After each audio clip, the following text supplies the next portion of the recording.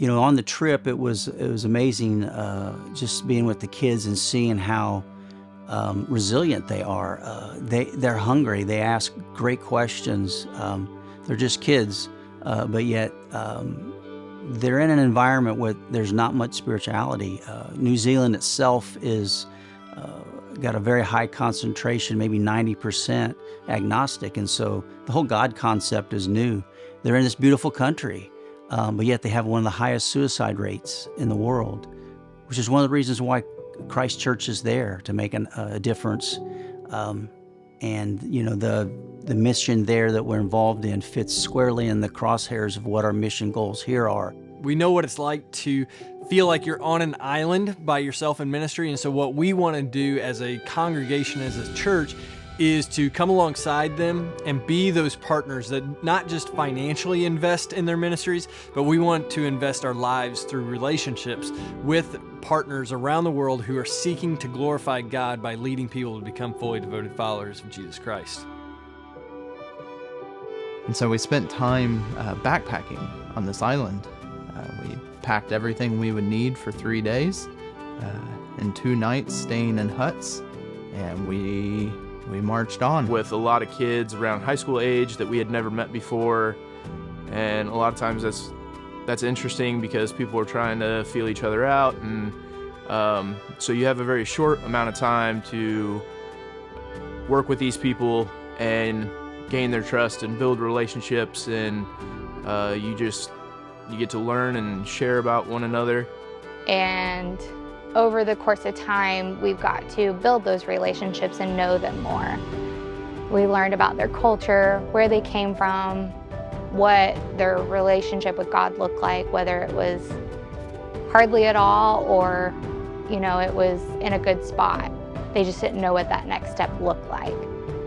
Being younger, I'm only 19, so I was in the same general age group as them, and I thought it'd be a little more difficult at first to engage with them, but it was a lot easier to gain a relationship, friendship with them, and then be able to move on from there, and then be able to understand them.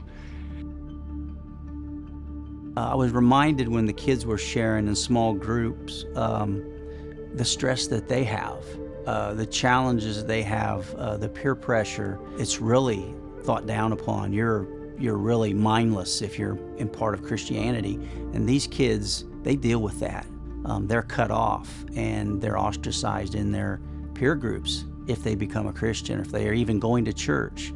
And being reminded of that reminds me of what we enjoy here, but also how important it is to be there and how important it is to be involved in wherever we're at. Hearing these kids talk about where their relationship was and where they were struggling really helped me be able to connect with them more on that level, to know what their struggles may be, maybe not exactly like mine, but are similar.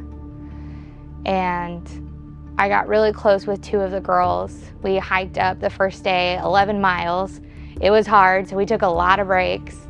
And during those breaks, I asked God, what do I talk about? What do I say? And I asked them, what does your family look like? How many siblings do you have? What does their relationship look like with God? How have you moved forward in your relationship? We talked about baptisms. I kept in contact with one of the girls, and she reached out to me a couple weeks after we left and let me know that she was asked to sing in worship on that Sunday. She was very excited, and then turned around and told me that she got baptized. She said she felt something tugging on her heart and something was telling her, it's time. I'm ready for you. And she went and got baptized. It's just really cool seeing that, it wasn't just that trip that led her to that, but that trip, those conversations, it was a seed planted. And so it's really cool being able to see and hear those reports so soon. I keep telling people that I was lucky enough. I'm not always the most comfortable speaking around people, but it was kind of cool how everything played out, and I got the privilege to give the message Easter Sunday, and that really got to me, just to see everything that Jesus has done in my life and how he's using what I've experienced to be able to help others and impact others for him, and just to find his love and find the relationship that they need with Jesus through things that he's allowed me to experience, and blessings that he's given me was amazing.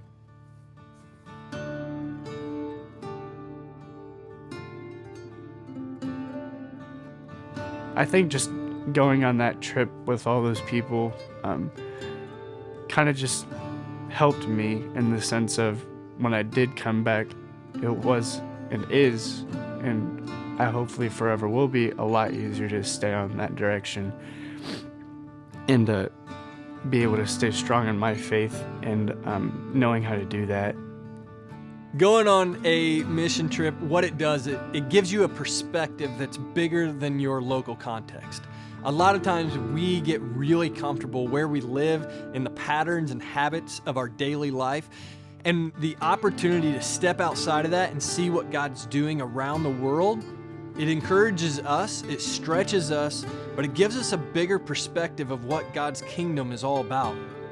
One of the things I think that anybody that's ever been on a mission trip will experience is, we have a concept, we have a notion of what we think we're going to do and be a part of, and we go for often, that deep-rooted feeling. We want to make a difference to someone else.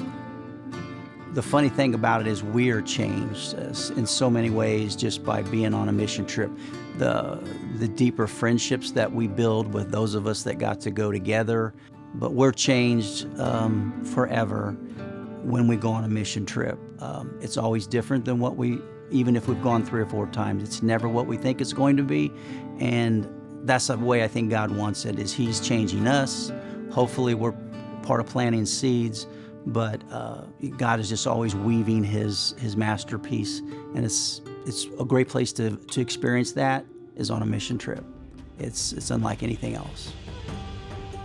One thing that was shared with us while we were there was a Maori phrase, but it's feel the fear and do it anyway. And that is what a lot of being a Christian is. It's a lot of what sharing Jesus is. It's a lot of what experiencing Jesus is. And so go on mission trips, talk to your friends, talk to your neighbors, talk to strangers, put your yes on the table, feel the fear, and do it anyway.